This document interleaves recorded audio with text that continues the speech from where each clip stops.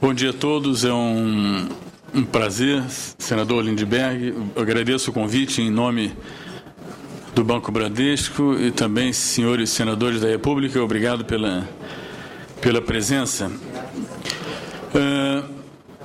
Minha intenção aqui é fugir um pouco do mero monitoramento da conjuntura. Eu acho que o Nilson Teixeira já nos trouxe uma rica visão geral do que, como é que nós vemos, não há grande divergência entre a nossa leitura e a visão do Nilson Teixeira.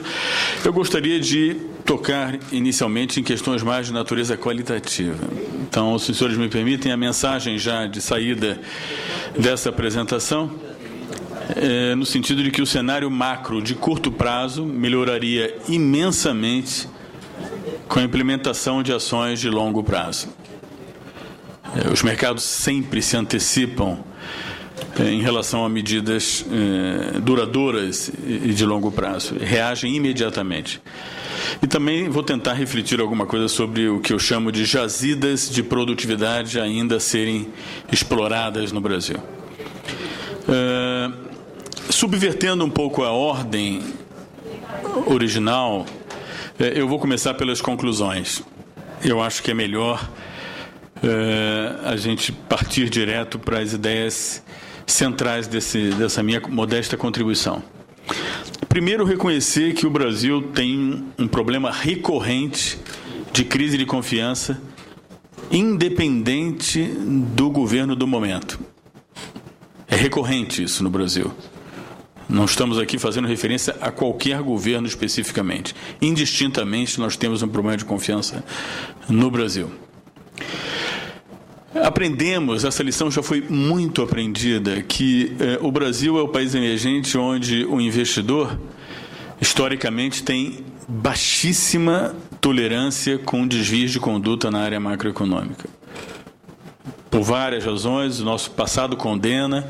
O Brasil melhorou muito, mas tremendamente, mas, a despeito disso, o passado nos condena e o investidor tem baixa tolerância com desvios na área macroeconômica. De fato que o Brasil tem um pecado original, e esse pecado original é que ele é percebido globalmente como um país que só avança superficialmente no tema das reformas. Isso é a visão geral em todos os nossos interlocutores dentro e fora do Brasil. Ou seja, há um reconhecimento de que há avanços incrementais, cumulativos, mas que há uma falta de apetite por reformas de longo prazo no Brasil. Essa é a leitura que marca a visão da grande maioria dos analistas que procuram entender a economia brasileira.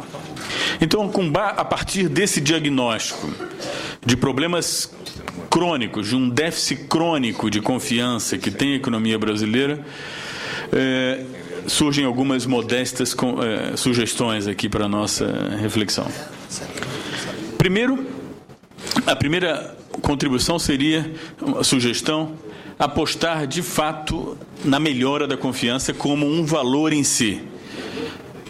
Confiança é sempre o nome do jogo, quer dizer, não dá para qualquer que seja a orientação ideológica de qualquer governo conseguir governar sem confiança. Confiança é tudo.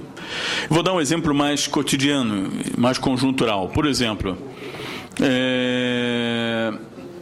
a confiança nesse momento melhoraria de forma significativa os fluxos de capital para o Brasil, atenuaria a forte depreciação da taxa de câmbio que nós assistimos há pouco tempo, e ampliaria o interesse de investidores em relação à economia brasileira e claro, indiretamente, favoreceria bastante o combate à inflação. Confiança é determinante no balanço de pagamentos. O balanço de pagamentos é também governado pelo grau de confiança, sobretudo na conta de capitais.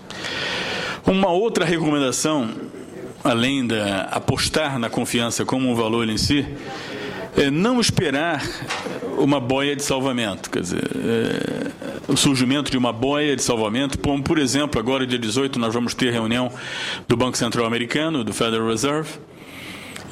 Alguns acalentam o sonho de que a mensagem do Banco Central Americano possa ser uma mensagem de uma retirada mais lenta dos estímulos monetários, ou então há alguns também que acalentam que o repasse da depreciação da taxa de câmbio sobre a inflação também, afinal, pode não ser tão relevante. Quer dizer, esse tipo de boia de salvamento, eu acho que não vale a pena nós apostarmos. É melhor nadar e não esperar a boia de salvamento. Então, realismo é fundamental.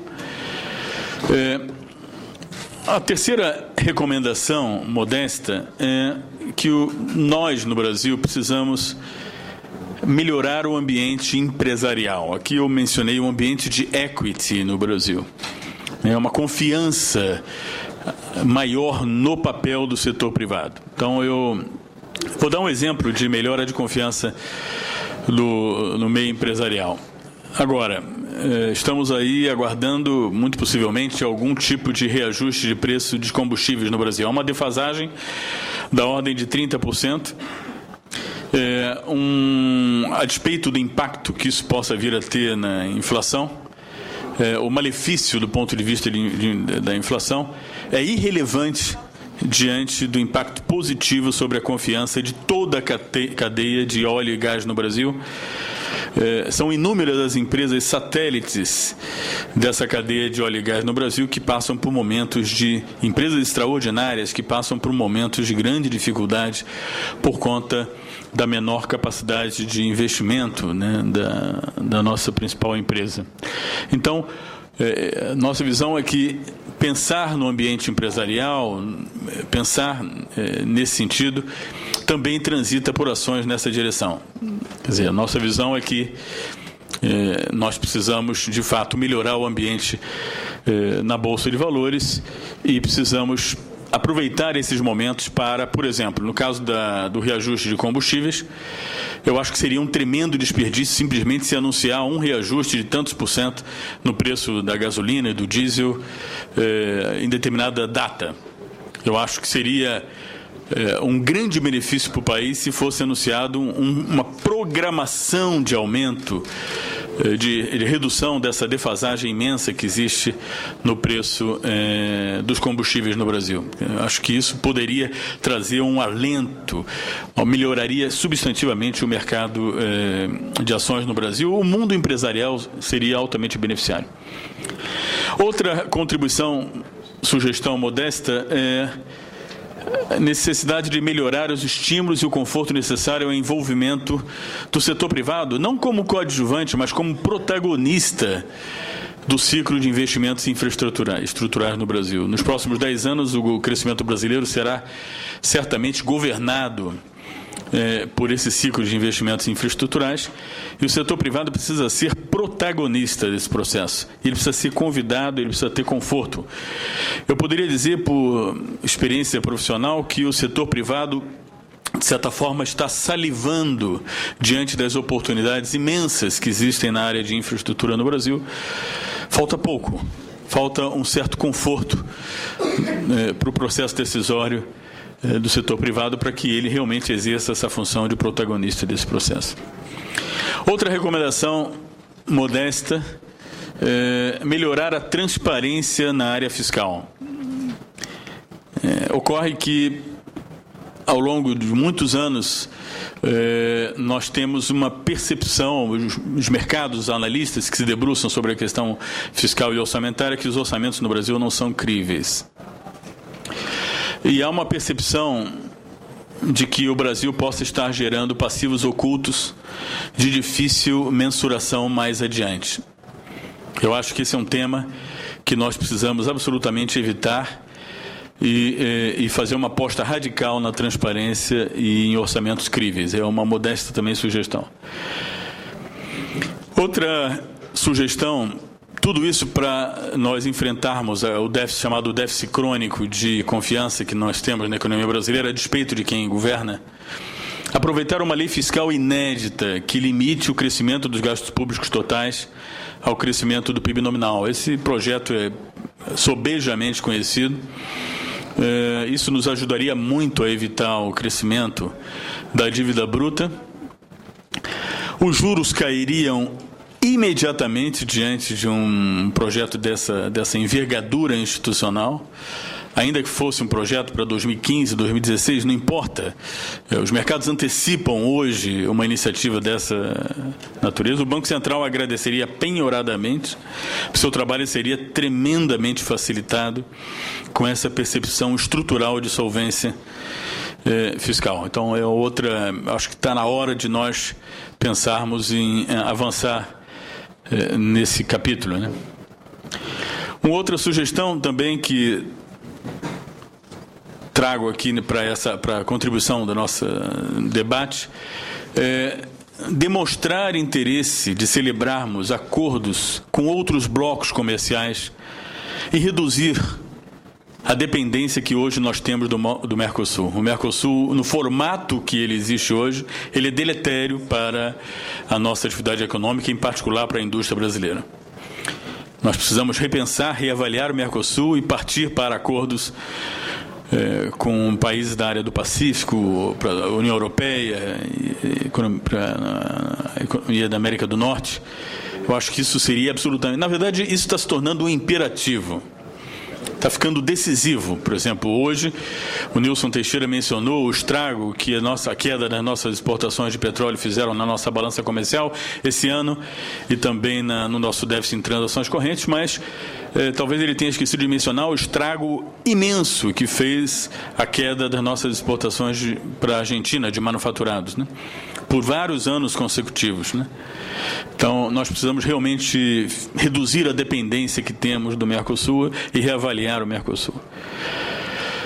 Uma outra contribuição aqui bastante conhecida na casa é apoiar a iniciativa do Senado. O senador Dornelles aqui presente é um dos que tem um projeto tramitando aqui na casa que talvez nos permita viabilizar finalmente no Brasil a formalização da independência operacional do Banco Central.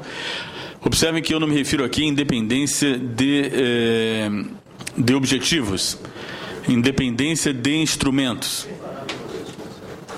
A nossa visão é que o país já está tremendamente maduro para esse tema, tremendamente maduro.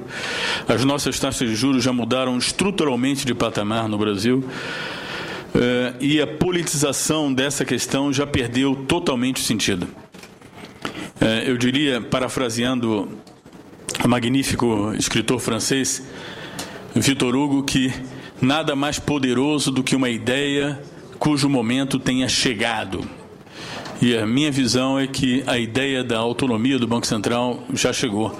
E ela não merece mais o grau de politização que ela recebeu tempos atrás. Então, eu diria que uma iniciativa como essa, no momento atual, teria, acreditem, senhores senadores, a envergadura institucional de um plano real.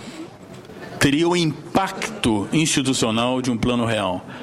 Mudaria de forma espetacular a visão que o mundo tem do Brasil e contribuiria imensamente para nós reduzirmos essa resistência à baixa da inflação que nós temos no Brasil, e ficaríamos certamente menos dependentes de apertos monetários recorrentes, né? Finalmente, uma contribuição geral da importância de nós, como sociedade, governo, empresários, mobilizarmos as forças produtivas e sociais para que haja no Brasil um amplíssimo conhecimento, seja tratado isso de forma cotidiana e permanente, um reconhecimento da existência de uma gigantesca, colossal jazida de produtividade inexplorada na economia brasileira. Aqui eu me refiro tanto ao setor público quanto ao setor privado.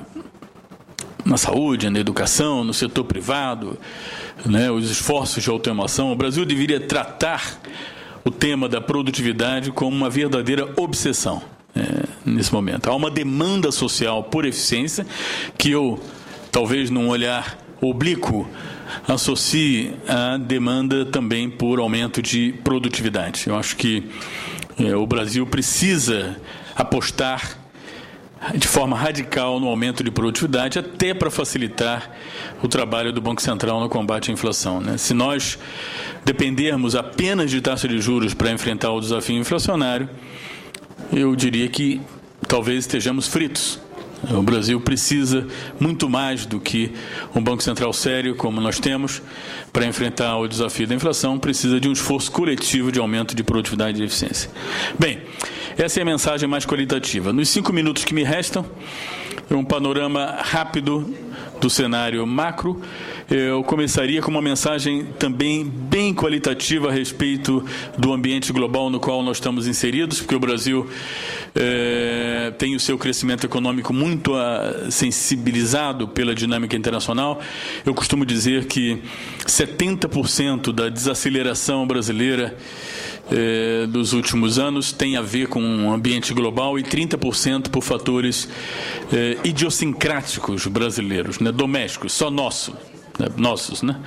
Então, a primeira mensagem: a economia americana encontra-se no quarto de sua crise, ou seja, na fase final de sua crise. A economia americana tem uma capacidade extraordinária de resposta, de reação a incentivos.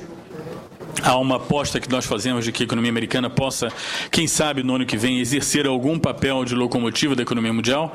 Não é por outra razão que os juros, os mercados começam a antecipar o aumento de juros nos Estados Unidos, mas a nossa visão é bastante construtiva a respeito do que nós estamos vendo na economia americana.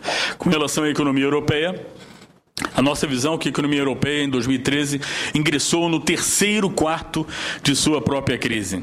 Ou seja, os avanços são extraordinários na economia europeia, as perspectivas são bastante alvissareiras de um crescimento positivo no ano que vem, possivelmente entre 0,5% e 1%, que para a economia europeia é alguma coisa bastante importante, depois de um período dramático de ajuste do lado real da economia. Então a mensagem é bastante positiva da economia mundial no olhando para a economia americana e para a economia europeia.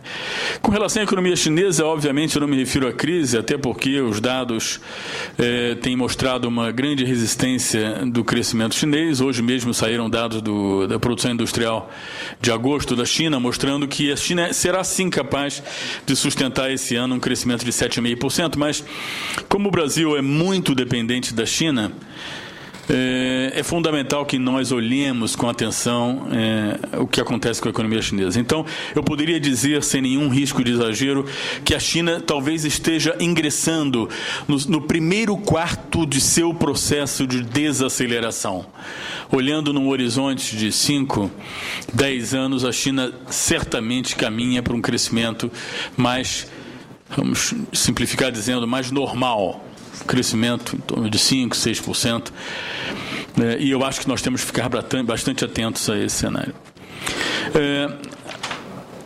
Diria também que os mercados estão se antecipando a essa recuperação da economia global. E os fluxos de capital estão se deslocando particularmente para os Estados Unidos. Há uma reprecificação de ativos. Não estamos falando em fuga de capitais, longe disso, mas uma reprecificação em desfavor dos países emergentes. Isso aí, eu traria aqui uma mensagem que é a seguinte, quer dizer, isso é muito bom para o Brasil, uma economia mundial que se recupera, não há dúvida a esse respeito, mas tenhamos clareza, com uma economia mundial que se recupera, a disputa por recursos, onde o Brasil tem entrado nos últimos anos em posição razoavelmente favorável, essa disputa aumenta de forma significativa. E acaba o Brasil sendo instado a se diferenciar em relação a outros países emergentes nessa dinâmica de atração de investimentos no momento que o Brasil precisa realmente dar um salto de qualidade. 1 minuto. Vamos lá. Fique à vontade, Tá bom, então me permita mais 5? Não, claro. Tá bom, então vamos lá. Uma mensagem rápida sobre a questão nodal que eu vejo da economia brasileira e que nos ajuda muito a entender o momento que nós estamos atravessando do ponto de vista de desemprego, é a questão da demografia. O crescimento demográfico brasileiro caminha a passos rapidíssimos a se assemelhar ao que nós observamos nos países desenvolvidos. Ao final dessa década, o crescimento demográfico brasileiro será similar ao dos países maduros, desenvolvidos. Não bastasse isso, o número absoluto de jovens entrantes no mercado de trabalho, na verdade, o número absoluto de jovens no Brasil está caindo.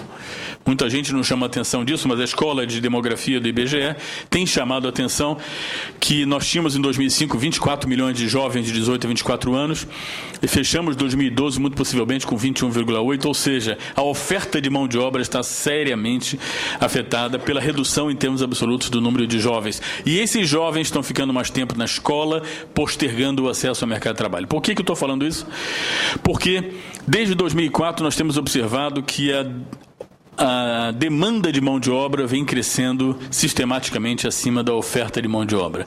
Aqui a oferta de mão de obra considerada aqui a população economicamente ativa. Poderíamos também usar a população em idade ativa, sistematicamente crescendo abaixo da demanda. Então, mesmo com uma queda da demanda de mão de obra, como nós estamos vendo nos dados do CAGED, a oferta de mão de obra no Brasil segue desacelerando de uma razão ainda mais forte. Então, de 2004 até 2013, o título está errado, até 2013, a oferta de mão de obra cresce sistematicamente abaixo da demanda de mão de obra. Então, mesmo com a queda da geração líquida de mão de obra, a taxa de desemprego continua caindo a despeito. Mesmo com o crescimento modesto da atividade econômica, o desemprego no Brasil se mantém bastante baixo por razões eminentemente demográficas. 80% da redução do desemprego no Brasil tem a ver com demografia. Não estou dizendo que há outros fatores também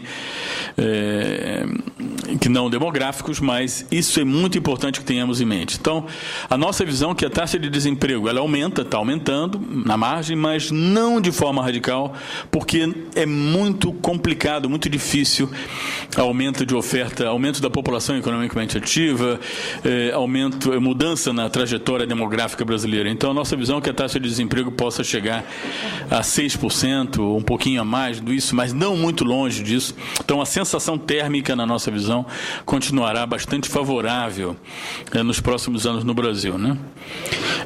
E, por essa razão, os salários reais continuarão a sua senda de crescimento, claro que numa proporção menor. Esse ano 2,5%, ano que vem talvez um pouco menos, porque naturalmente há um ritmo menor de geração de empregos. Bem, essa é a primeira mensagem. E uma mensagem sobre inflação.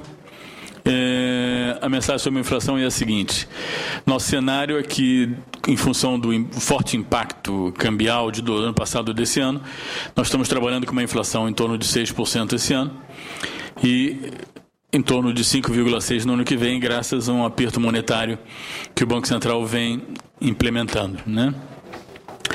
Quero chamar a atenção de que em 15 anos de regime de metas de inflação, só em 3 ocasiões o Brasil conseguiu registrar uma inflação abaixo de 5,5%. Observem que eu não estou me referindo à meta de inflação de 4,5%. Por coincidência, nos 3 anos... Perdão, tem um escape aqui, não sei, ficou uma... Alguém dá um escape aí? Isso. Só em 2006, 2007 e 2009 a inflação ficou abaixo do centro da meta. E todos os anos a inflação ficou acima, em 15 anos de regime de metas. Então, essa rigidez abaixo da inflação, ela tende a se manter no Brasil caso nós não consigamos avançar no processo de independência do Banco Central e caso não consigamos avançar de forma significativa no esforço coletivo de aumento de produtividade no Brasil. Bem, vamos passar aqui só para uma mensagem sobre câmbio. O nosso cenário sobre taxa de câmbio é que a taxa de câmbio no Brasil tenda a se situar em torno de 2,30, 2,35 no horizonte visível. É apenas uma intuição nossa, nenhum economista tem a capacidade de cravar taxa de câmbio, é uma das variáveis mais complexas né? Importante mencionar é que a taxa real de câmbio intertemporal não está muito longe do patamar atual, né? Nós não estamos muito longe. A moeda ainda está um pouco abaixo do patamar histórico, de equilíbrio, vamos chamar assim, mas esse processo é um processo sempre complexo e não é automático. Então, essa depreciação do real também dialoga com a pequena piora nas relações de troca do Brasil, que nós estamos antevendo com a queda de preços de matérias-primas que o Brasil exporta, tanto metálicas quanto agrícolas. Bem, vou pular aqui para a gente uma mensagem sobre juros.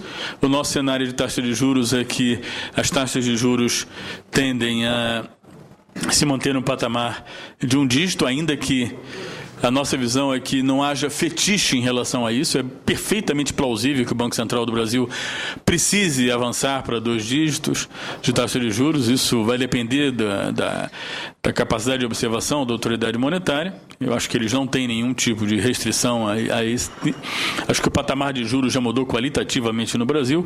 Em termos reais, nós continuamos com um patamar bastante baixo, 2,60% ontem.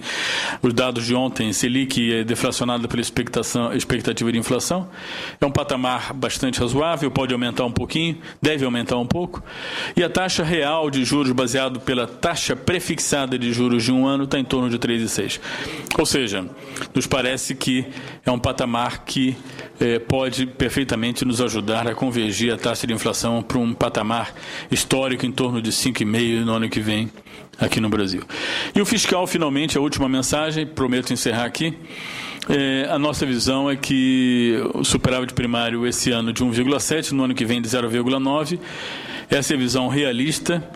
É uma pena que nós não tenhamos tido desde o início essa visão de que o superávit primário seria menor, teria sido melhor nós apostarmos de saída num primário menor do que tentarmos sustentar a hipótese de um superávit primário dentro do objetivo do governo, né? Teria sido melhor, mais realista, né? E apontarmos para o futuro. Teria sido mais interessante apontarmos para uma recuperação em 2014 ou 2015 em relação ao superávit primário. Bem, uma última mensagem sobre atividade econômica. A primeira mensagem: a desaceleração do Brasil dialoga com a desaceleração global. 70% vem de fora, 30% vem de dentro. Poderíamos crescer um pouco mais, 2,4% esse ano, 2,5% ano que vem, é o nosso número de trabalho, podendo ser um pouco abaixo.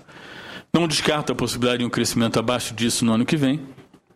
Mas, considerando Copa do Mundo, a recuperação da produção de petróleo, considerando o ano eleitoral, considerando que o mundo vai melhor no ano que vem, pode ser que nós consigamos, sim, 2,5% de crescimento no ano que vem, que é um número bastante razoável, não é tão ruim assim, em linha com o que está acontecendo com a economia mundial.